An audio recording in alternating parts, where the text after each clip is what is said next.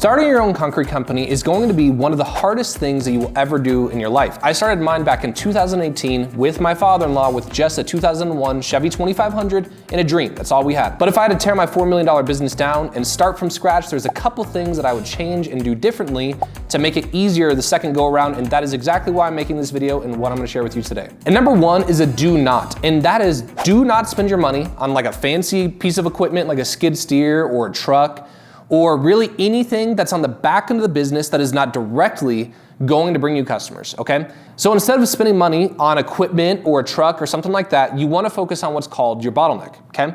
So the reason why they call it a bottleneck, just imagine your business was this here, okay? And your goal, let's just say the inside was money. You wanted to make as much money as possible. So the reason why they call it your bottleneck is this at the top. It does not matter if you were trying to fill this bottle up with, say, a fire extinguisher, like a massive hose, or if it was gonna be just a tiny little, dribble of water. At the end of the day, let's just say if this is even smaller, right? If this is really small. The reason why they call it a bottleneck is it does not matter all these things that are down here if this is the smallest. And so what is the bottleneck of a brand new business? It is not your equipment, it is not your truck, it is not anything like that, because all of that stuff can be rented. But what is the very first thing that we need? We need leads, right? That's the number one thing that we need in your business, because it does not matter how good you are at concrete. It does not matter what equipment you have. It doesn't matter anything.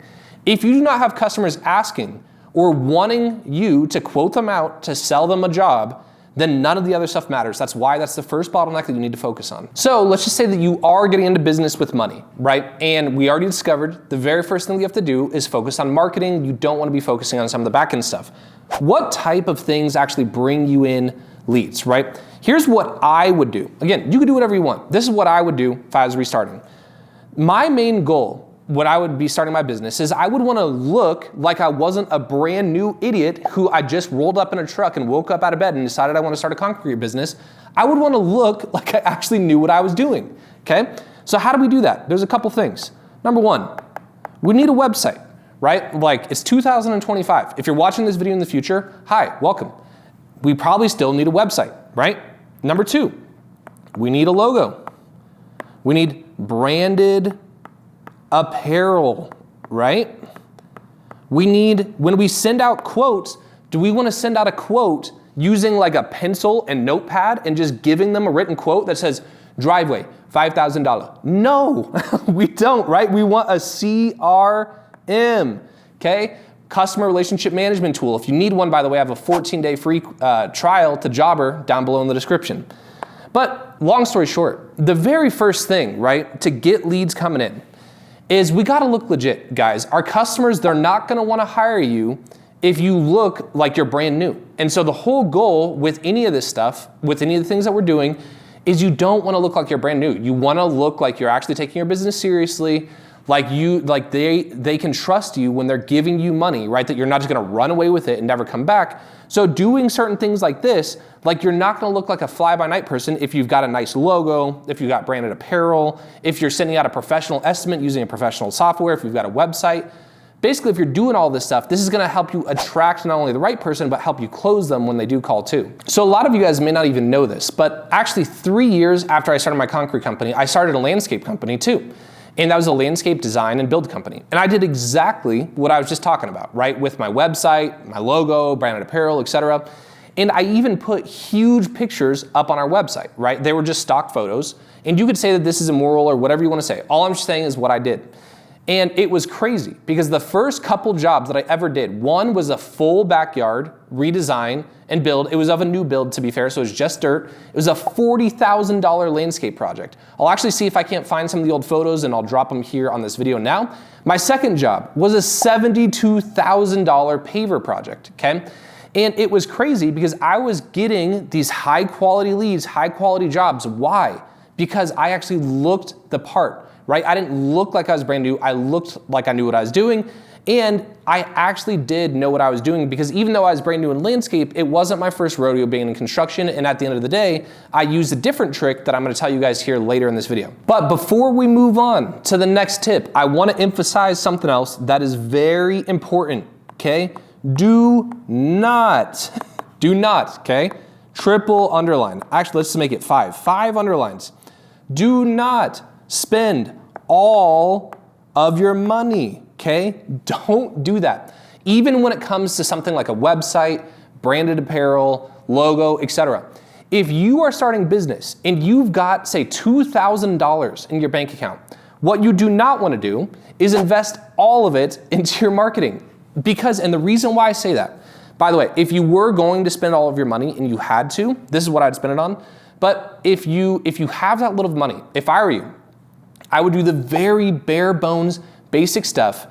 And what you need is you need to have cash in the bank so you don't die, right? You still have to eat, you have to have rent, you have to have all that stuff. The technical definition for this is called working capital, meaning that you have to have money to operate your business.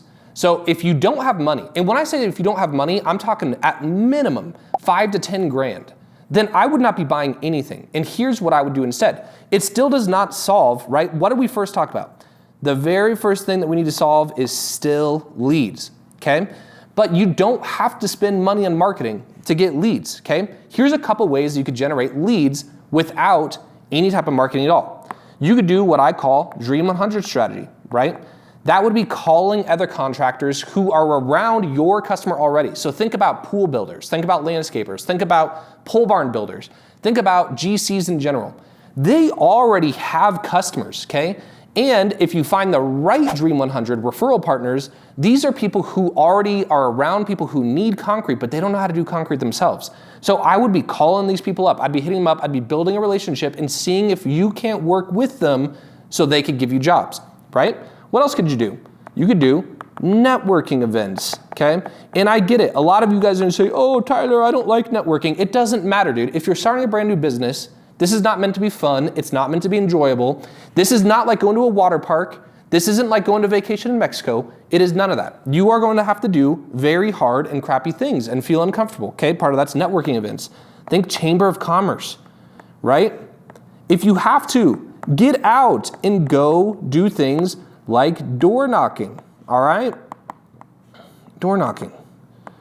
Long story short, if you don't have money to spend on marketing, don't blow all your money on equipment or even marketing. If you had to spend money, I would spend it on marketing. But if you don't have money, then do these things and even things like flyers, etc. But it still does not change the fact that the first thing that you have to solve is getting leads. So whether you're gonna pay to go faster through things like websites, ads, etc., or if you have to be the marketing and you're gonna pay with time and you're gonna pay with sweat equity, that still does not change the fact that the number one thing that you have to get in the very beginning is calls. All right, guys, and last thing before I move on to this next step, if you can't tell, this is the most important step. This is where we're gonna spend most of our time. I wanna draw one last thing, and you're probably tired of me drawing because I know, I get it, it's very, very bad, and I did fail handwriting class as a kid, but you know, here we are, and we're still making it. Oh my goodness. Okay, this is a tree. So that's a tree. Okay, and what makes a nice, healthy tree?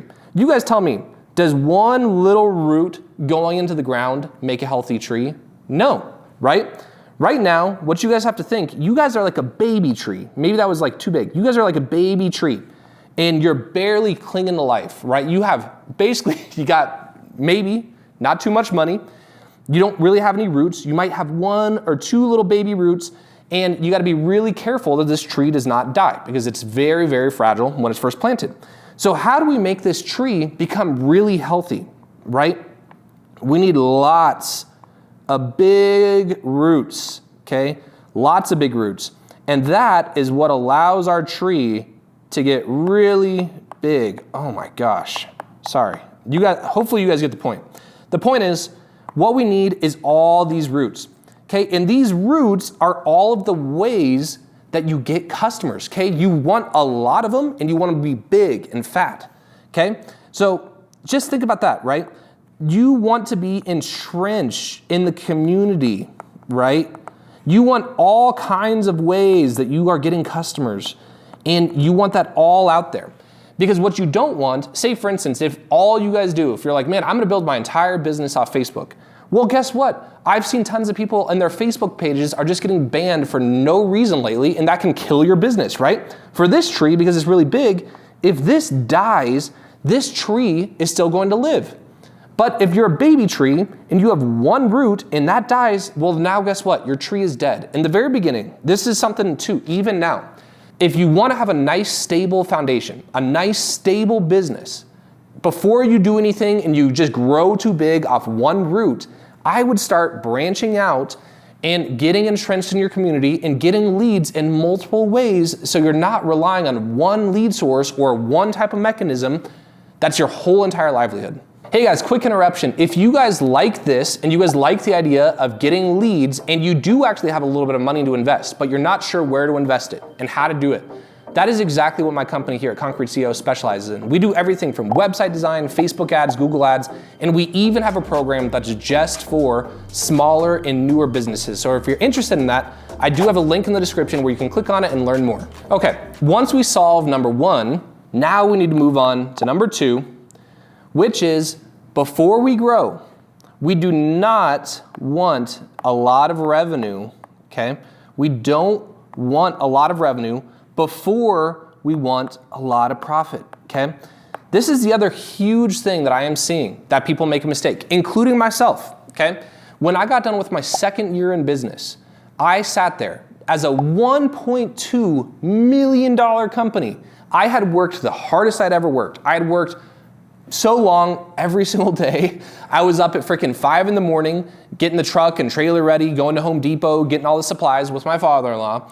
We would work until say 4 o'clock with the crew, and then I would go out on estimates from 4 to about 7 o'clock at night. Then I'd actually type up the estimates and send them, and I'd repeat and do that every single day, okay? And I did 1.2 million in revenue. Guess how much money I had in my bank account? None. It's zero, okay? And the main thing is, I thought in the very beginning, I said, well, you know, I just want to start a business and I don't want to rip off my customer. I want to serve them by doing more. I'm laughing as I say this because it just sounds so silly, but everyone tends to do this. They want to do more for less. They want to do better service for less money. Well, here's the thing, and I'm trying to save you time, okay? Because everyone wants to do that. We all want to give our customers a good product. We want to give them a good service. We want to do all that. However, we don't realize that to run a legitimate business and provide a good service, you cannot charge less and do more, okay? It just is literally impossible, especially as you grow. If you want to have a baby business where you just stay at under $750,000 for your whole life and you don't have a business, you just have a job because if you die, then the business dies too, then sure. I guess you could technically just charge less money and give the customer good service. And the reason you can is because you're doing everything, right? You have tons of efficiency because you don't hire anyone and you never grow. But the second that you start growing your business, you just have to realize that you cannot do this model, right? I mean, for the most part, unless you figured out how to do a job for less money than what your competitors can do. But unless that, then you literally can't, okay? And so the reason why I say focus on profit over revenue, because as you're getting more and more leads, right? And sure, when you first start selling your first couple jobs, you're gonna potentially want to charge a little bit less because you don't know what you're doing, right? But the thing is, instead of just selling like at that cheap price, over time, raise your price to increase your profit, and that will allow us to do all the other things that we're going to talk about later in this video. And guys, this happens literally all the time. It happens to me. It even happens to a lot of members that are paying for Concrete CEO. I can't tell you guys how many times that I have worked with a brand new business and I scream and shout this from the mountains. And I say, this is so important. Do not grow until you raise your prices. I just had a member, like, think about how stupid this sounds. I just had a member that fired my marketing company. And you wanna know why? He was booked out for 4 months. But he said, Tyler, I don't know what's going on. I'm booked out so far and I'm broke. I said, stop doing that, man. And I can't, I'm sorry, I'm getting mad, but I'm serious, guys. I see so many people do this. They're dead broke, working their business into the ground, and then they end up basically firing the things that got them money in the first place. Say, for instance, like us, getting him all this business. He's doing over $1 million in revenue, and he's dead broke. And you know what he thought the solution was? He thought the solution was going to be more people, more jobs, right? He just thought, oh, I don't need to raise my prices. I just need to have more people. I need to have more jobs. That is wrong. I am telling you, okay? And as silly as it sounds, the reason he thought he could not raise prices, he says, oh, Tyler, I've already had a customer that told me I was more expensive. Dude, if you're not being told you're more expensive on almost every single bid, then you're probably not charging enough, okay? You should be told that you're more expensive on almost every single job, especially when you're brand new. You have a very unique, what I call USP, which stands for, actually, Jay, just put this on the screen, unique selling proposition, okay? Here is what makes a company like you unique and what you can sell for more money when you're brand new, even when you're smaller, okay? What is a company like mine, where I have, at any given time, 10 to 20 plus employees? What kind of problem do I have as a bigger company? I have employees, right, who do my work, right? I have employees who manage the job. I have employees who actually do the job. And you guys tell me, does an employee care as much as an owner does about the quality of product that is getting put on the ground? No, okay? So what is your USP? The fact that you are there, right? You are there and you care. Wow, that's funny. You are there and you care, right? The point is, you guys should be able to sell jobs for more money. And if I were you, that's exactly what I'd be saying. Hi, Mrs. Johnson. So I'm Tyler, and I do have a small business, but the benefit is I'm gonna work with you through the whole entire phase. I'm gonna be the one helping you get your project set up. When we actually show up to do your project, I'm gonna be there with my guys. And the cool thing is, because it's my business and my name is on it, and I care more about quality and you being happy with me more than anything, I will absolutely make sure that no corners are cut, and we do everything to the highest standard and the highest quality because my name is on it, and that's why I'm here. And so for a customer, they're gonna say, that's pretty cool, because guess what? A business of my size, and when you grow one day, you will not be able to do that. So while you're small, use that as your unique selling proposition. Tell your customers that they're getting a more quality job, they're getting a more quality experience, because at the end of the day, they're gonna be working with the owner all the way through. So it's gonna make the process easier, more seamless, and just express to them how much you care about quality. And if you do that properly, you should be able to sell jobs for more money. All right, moving on to step 3, okay? Now, with our extra money, okay, because if you did steps 1 and 2 properly, right, now you have more leads, tons of people calling you, you're selling jobs for good money, you're actually profiting, you're making minimum 6 figures, guys. Like minimum. You should be making way more than that by this stage.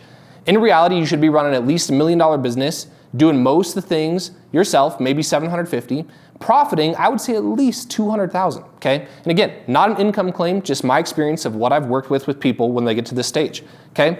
So now that you have hundreds of thousands of dollars, right? 100 to 200K a year of income.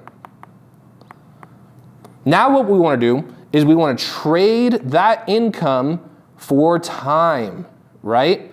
For time. Okay? And the thing is, because you did step 2 properly and you're actually profitable, now you actually have money to invest, right? So here are the things that I would be doing in step 3. I would be looking to replace yourself from the job site, right? You should no longer be on the job site. And because you make so much money, you could afford to pay someone really, really good, okay? This is the other thing that I see people doing. They say, oh, I can never actually replace myself from the job site. And a lot of times I'm like, okay, well, why don't you just find someone really good? And it's because they didn't do step number 2, because they're not profitable, right? Because they're basically just doing a ton of work for basically free. But number 2 is if they are profitable, you can't go out and expect someone to run a crew and be a good leader and do great work for something like $20 an hour, right? You need to be spending 30 to 35 an hour. Maybe even more. Say, for instance, if you're in California, you might need to be $45 plus an hour. Long story short is you have to spend what it takes to actually bring someone in who knows what they're doing. Because what you're essentially doing is you're paying for someone to go do that, and then what you're gonna do is now be full-time sales, okay? Full-time sales. Your job is to go out and get the business more money, and maybe you could start a second crew. And there's all kinds of stuff that you could do here, right? You could also buy equipment.